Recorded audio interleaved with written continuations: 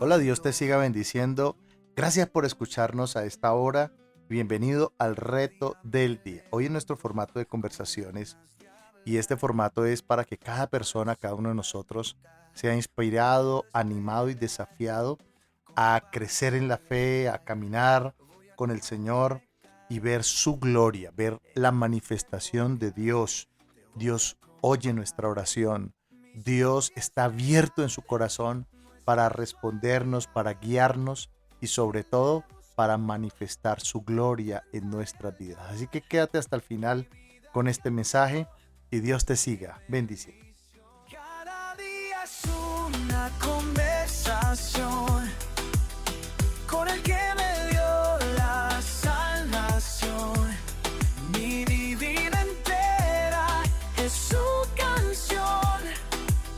Conversaciones, pura bendición. Escucha bien, mi gente. Pues llega esa experiencia también, digamos, ahora estaba comentándonos que Dios le llevó a Israel, a Europa, etcétera, pero al comienzo no fue fácil, ¿no?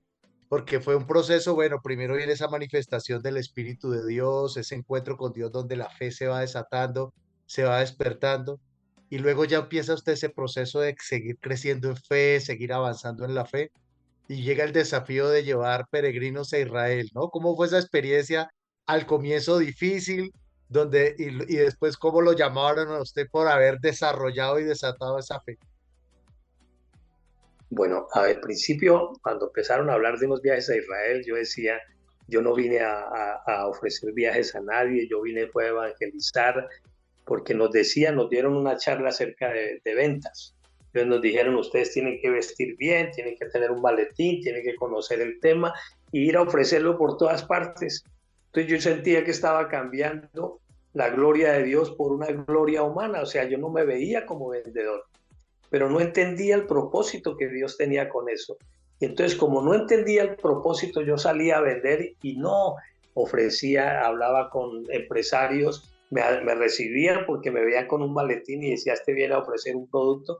Cuando les decía que era para ofrecerle un viaje a Israel, no, me decían, no, mijo, gracias, muy amable, hasta luego, y salía yo frustrado y me sentaban en un andén, no, señor, ¿qué hago? Ya he ido a 10 personas, nadie me quiere recibir, nadie quiere viajar a Israel. Y entonces, cuando iban a presentar informes, 16 sedes, yo era el único que no llevaba ni un peregrino y me sentía muy frustrado con eso. Y así pasaron varias peregrinaciones y varios años, hasta que llegó un día en que me arrodillé y le dije, Señor, ¿por qué yo no llevo peregrinos? Y dijo el Señor, enamórate de Israel, enamórate de Israel. Si te enamoras de Israel, te llevo a Israel.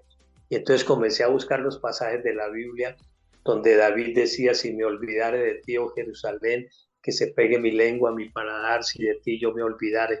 Y comencé a hablar, a encontrar otros pasajes que dice, qué alegría cuando me dijeron, vamos a la casa del Señor, nuestros pies estuvieron dentro de tus puertas, oh Jerusalén, y empiezo yo a enamorarme de esa tierra y a decirle, Señor, ahora sí quiero ir a Israel, ahora sí quiero que me lleves a Israel.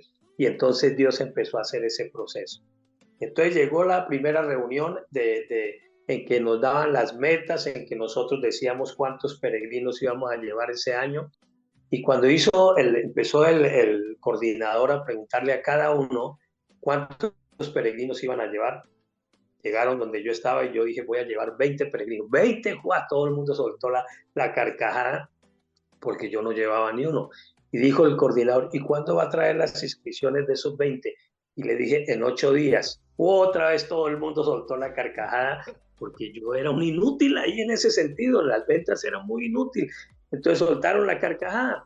Entonces salgo yo de ahí, recuerdo que iba montado en el bus para la sede y miraba por las ventanas y veía los montes y decía, Señor, ¿de dónde vendrá mi socorro? Mi socorro viene del Señor que hizo los cielos y la tierra. Yo dije, Señor, nada es imposible. Y empecé a llenar mi corazón de un gozo, de una alegría, como si ya tuviera la respuesta de eso. Pues llegué a la sede y me estaba esperando una señora allá. Y me dice, Luis Alberto, tengo un familiar que tiene mucha plata tiene ese familiar. A mí me gustaría que usted le compartiera ese trabajo de Israel. Y yo le dije, claro, ¿dónde está el hombre? Vámonos para allá de una vez. Y alisté maleta y todo y me fui para allá donde estaba el hombre. Era un hombre gordísimo, estaba sentado ahí. Y entonces le dijo a ella, que es que aquí viene la persona que te va a hablar de Israel. Y empiezo yo a hablarle de Israel, de que todo el que iba allá y oraba, Dios le escuchaba. Y ese hombre me dijo lo siguiente, me dijo, esto me parece muy bueno todo lo que me ha contado usted de Israel. Yo quiero ir a Israel, pero tengo como 14 primos y tíos que también les gustaría Israel, ¿será que los puedo llevar? Y le dije, claro, de una vez hagamos las inscripciones. Y empezamos, y ese hombre tenía tanta plata que ese día llenamos 19 inscripciones, 19 inscripciones. Y llego yo a los 8 días a la iglesia y entonces comienzan a preguntar datos de cuántas inscripciones llevan. Y me dice entonces el coordinador, claro, como ya quiso hacerme la broma, y decir, vamos a ver que si cumple o no cumple, o si es carreta, me dice, Luis Alberto, ¿cuántas inscripciones trae usted? Yo le dije, traigo 19 inscripciones. 19 inscripciones, quedó todo el mundo en silencio, como si se hubieran ido de para atrás.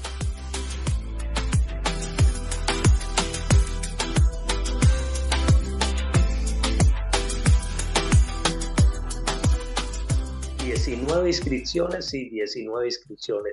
¿Y cómo consiguió usted esas 19? Muestra a ver, ¿son verdaderas? Las miraron, las revisaron, verdaderas, porque por cada inscripción de esas había que dar 60.000 pesos. Y llegué yo con la platica ahí de 19 inscripciones.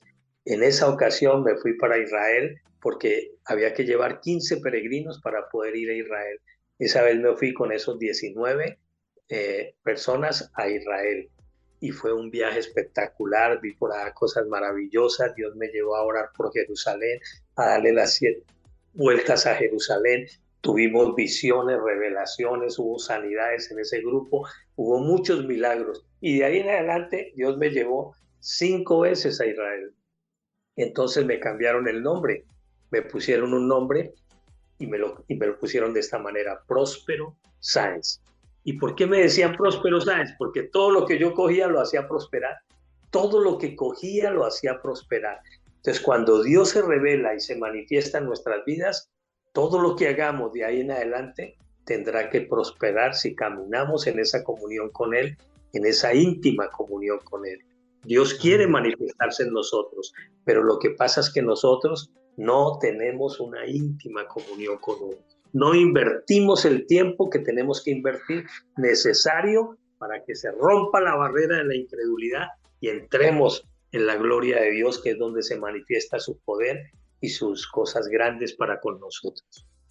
Entonces, así comenzó mi vida, y este es el nombre con el cual ellos me conocieron allá, Próspero Sáenz. Si alguna vez se encuentran con alguien que fue de cruzada en esa época, usted dígale, yo soy discípulo o conozco a Luis Alberto Sáenz, y él te va a decir, Próspero Sáenz, a él le llamábamos así, Próspero Sáenz, pero era por eso, porque empezó un proceso de prosperar. Nunca busqué esa bendición así tan grande, pero ese es el resultado de los que aman a Dios y de los que hacen su voluntad. Tienen que prosperar, tienen que ir por el buen camino. Y así comenzó mi vida en ese trabajo de las peregrinaciones a Israel. Y luego también, Pastor Luis, llega esa experiencia que también nos ha marcado y nos ha impactado a todos, y es esa experiencia, bueno, desafortunada al comienzo, pero gloriosa al final, que es con su hijo mayor Samuel, ¿no? Cuando él ya viene el embarazo, nace Samuel, y bueno, ¿cómo fue esa experiencia, Pastor Luis? ¿Qué desató en usted? ¿Cómo fue esa experiencia de ver la gloria de Dios y de sobreponerse a la adversidad, a algo tan complicado como lo que usted vivió en ese momento? Bueno, a ver, eso ya pasaron un tiempo. Nosotros tuvimos la bendición de poder tener un tiempo sin tener hijos. Cuando ya fue a nacer el primer hijo, pues uno espera que sea el hijo más pinta, uno quiere que sea un hijo sano, que esté bien. Y entonces hubo un empresario en Bucaramanga que me dijo, pastor, déjeme pagarle la mejor clínica, el mejor especialista, por todo lo que él había visto de Dios en nosotros. Y el hombre nos pagó el mejor médico, el mejor especialista, la mejor clínica en Bucaramanga, y todos los derechos los teníamos con ese empresario. Entonces ya nosotros estábamos tranquilos, llegó el día del nacimiento, fue a nacer el hijo, esperando nosotros muy expectantes pues que fuera a nacer y que el médico nos dijera que el niño había nacido bien, que todo estaba bien. La sorpresa fue que el médico me dijo, me llama y me dice, lo siento mucho, hice todo lo posible por su hijo, pero él tocó que sacarlo con forceps porque él duró mucho tiempo luchando por salir y no podía salir. Me tocó sacarlo con forceps y cuando lo saqué ya el niño venía muerto. Entonces lo traté de revivir y fue imposible revivirlo. Y yo le dije, doctor, ¿puedo hacer una oración por él? Y me dijo, sí. Entonces yo cojo el niño, lo levanto en un rincón de la sala y hago una oración por él. Y él se puso a recoger unos instrumentos ahí. Entonces yo le digo, Señor, si tienes un propósito con este hijo, devuélvale la vida. Y si no, llévatelo y yo acepto tu voluntad.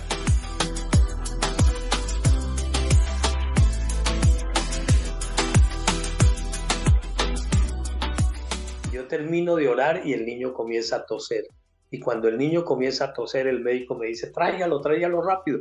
Y empieza a darle oxígeno. Y me dice lo siguiente, prepárese porque usted va a tener un hijo especial. Duró mucho tiempo sin oxígeno y no le responden los reflejos. Ahí está vivo, pero no le responden los reflejos. Y es cuando yo hago la segunda oración. Todo esto tiene que ver con la gloria de Dios y ahora les explico por qué.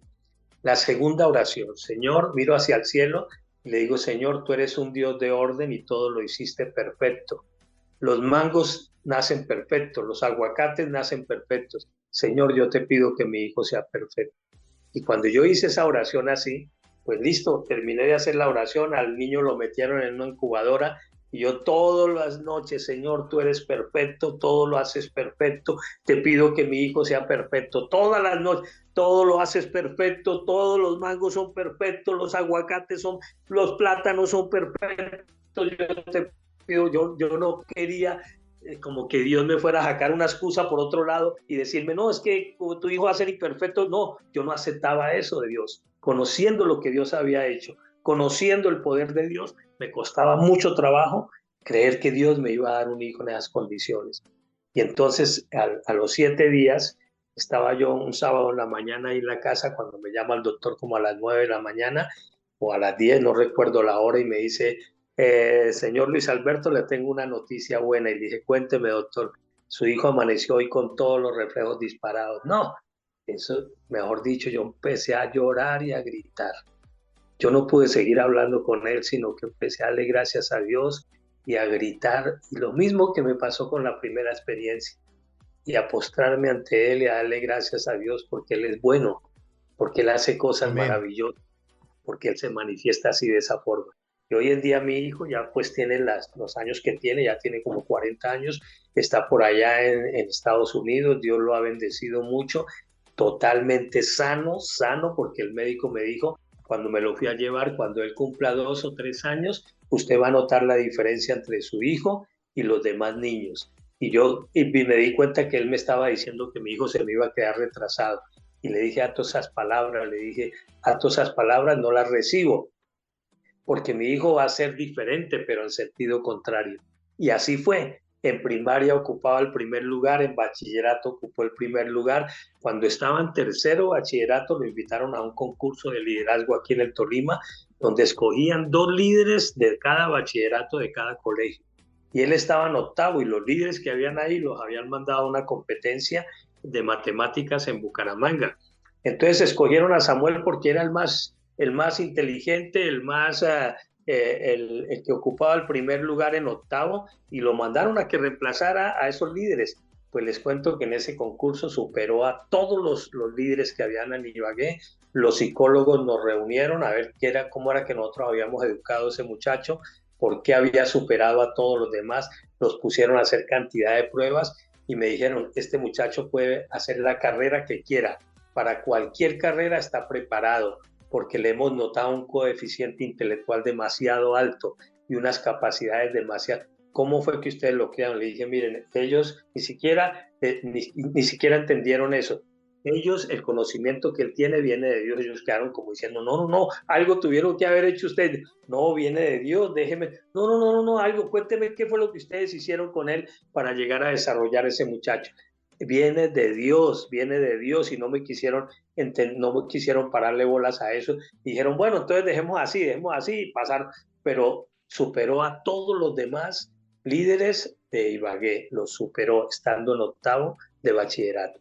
Ese es el testimonio y esa es la gloria de Dios. Por eso yo hablo mucho de ese testimonio, porque en ese hijo veo el resplandor de la gloria de Dios. Debía haber muerto, no debía estar vivo, debía haber quedado como un niño especial. Tampoco está como un niño especial. La gloria de Dios se manifestó en él y cuando se manifiesta la gloria de Dios hay respuestas sobrenaturales. Nada es imposible Amén. para que se acerque a Dios. Y eso pasó con Samuel. Amén, pastor. Y ese es un buen mensaje para los que escuchamos, porque cuando estamos frente a una adversidad, a veces la gente, creyentes o no creyentes, se resignan, ¿no? Como que nos resignamos y aceptamos lo que está pasando y bueno, ya será de Dios, dice la gente, ¿no? Pero a través de la fe usted enfrentó esa adversidad y vio la gloria de Dios.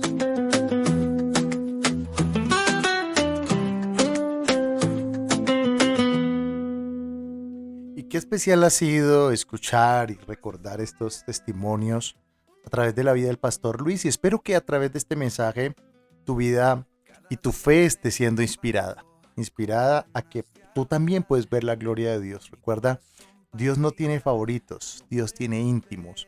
Y si en tu corazón anhelas que Dios también se manifieste y te use, entonces búscale en oración, dile: Señor, yo anhelo también conocerte, anhelo caminar contigo. Ten la seguridad que Dios te va a responder y que Dios se va a manifestar en tu vida. Así que gracias por escucharnos, ayúdenos a replicar este mensaje y a bendecir personas a través de él, y Dios te siga bendiciendo. Mi historia es real, no es casualidad que él me buscó con tanta heraldad. Mi vida cambió, qué bendición.